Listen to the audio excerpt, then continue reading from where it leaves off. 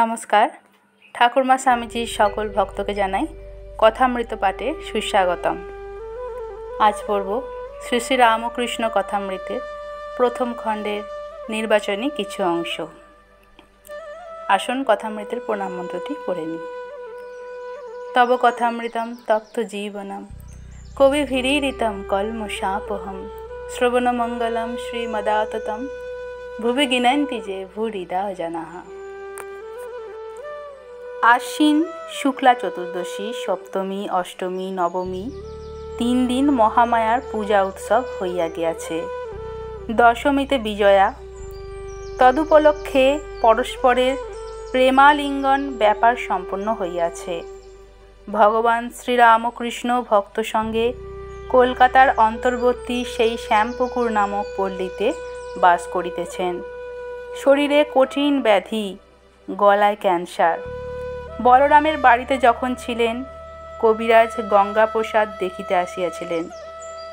তাহাকে ঠাকুর জিজ্ঞাসা করিয়াছিলেন, এই রোগ সাধ্য না অসাধ্য? কবিরাজ এই প্রশ্নের উত্তর দেন নাই, চুপ করিয়াছিলেন। ইংরেজ ডাক্তারেরাও রোগটি অসাধ্য এই কথা ইঙ্গিত করিয়াছিলেন। এক্ষণে ডাক্তার সরকার চিকিৎসা করিতেছেন। আজ বৃহস্পতিবার 22শে অক্টোবর 1885 খ্রিস্টাব্দ। শ্যামপুকুর স্থিত একটি দ্বিতল গৃহ মধ্যে শ্রীরামকৃষ্ণ দুতল্লা ঘরের মধ্যে শয্যা রচনা হইয়াছে, তাহাতে উপবিষ্ট।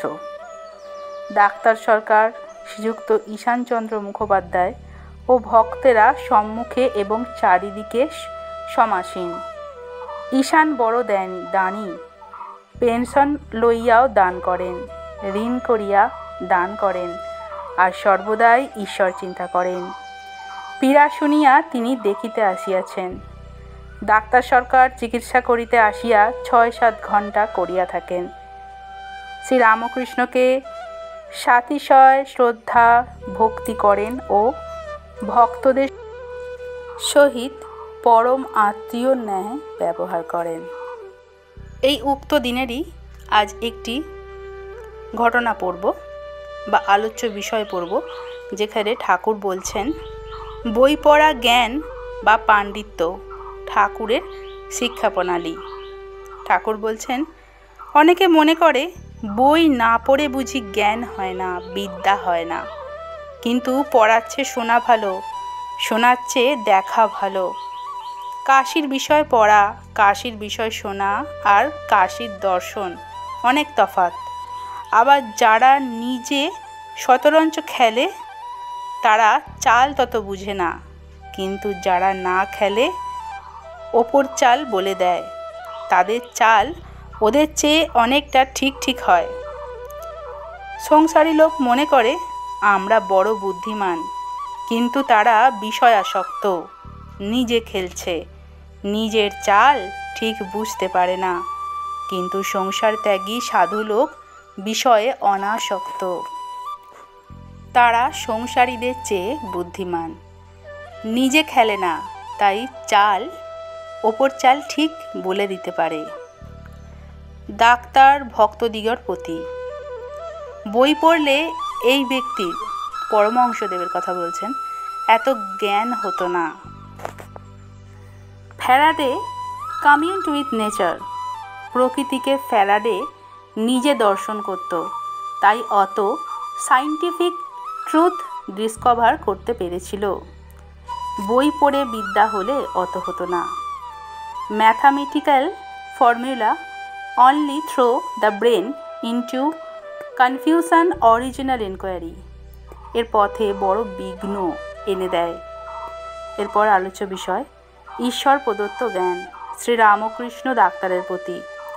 যখন পঞ্চবটিতে মাটিতে পড়ে পড়ে মাকে ডাকতুম, আমি মাকে বলেছিলাম, মা আমায় দেখিয়ে দাও, কর্মীরা কর্ম করে যা পেয়েছে, যোগীরা যোগ করে যা দেখেছে, জ্ঞানীরা বিচার করে যা জেনেছে, আরও কত কি তা কি বলবো।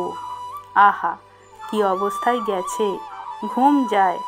এই বলিয়া পরমহংসদেব গান করিয়া বলিতে লাগিলেন, ঘুম ভেঙেছে আর কি ঘুমাই, যোগে জাগে জেগে আছি।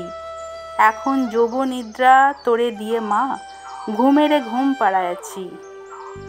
আমি তো বই টই কিছুই পড়িনি, কিন্তু দেখো মার নাম করি বলে আমায় সবাই মানে। শম্ভু মল্লিক আমায় বলেছিল, ঢাল নেই তরোয়াল নেই, শান্তি রাম সিং, সকলের হাস্য। শ্রীযুক্ত গিরিশচন্দ্র ঘোষের বুদ্ধদেব চরিত অভিনয় কথা হইতে লাগিল। তিনি ডাক্তারকে নিমন্ত্রণ করিয়া ওই অভিনয় দেখাইয়াছিলেন।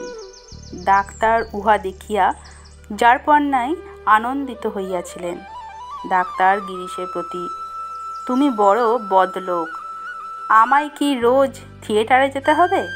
শ্রীরামকৃষ্ণ মাস্টারের প্রতি, কি বলছে আমি বুঝতে পারছি না মাস্টার, ও থিয়েটার বড় ভালো লেগেছে। নমস্কার, আজকের কথামৃত পাঠ এখানেই শেষ করলাম। ঠাকুরমা স্বামীজির কৃপায় আপনারা সকলে ভালো থাকুন, সুস্থ থাকুন। জয় রামকৃষ্ণ। ধন্যবাদ।